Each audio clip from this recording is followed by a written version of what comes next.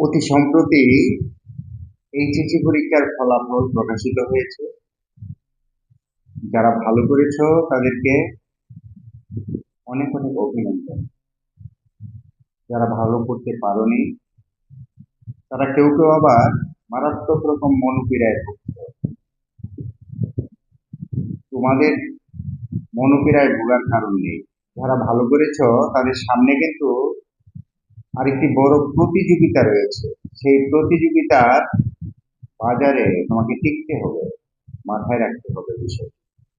আর যারা অকৃতকার্য হয়েছে তোমরা দুঃখ বোধটাকে চাপিয়ে রেখে সফলতার জন্য নব উদ্যমে তৈরি করতে হবে। মনে রাখতে হবে, ফেলিউর ইজ দ্য কি অফ সাকসেস।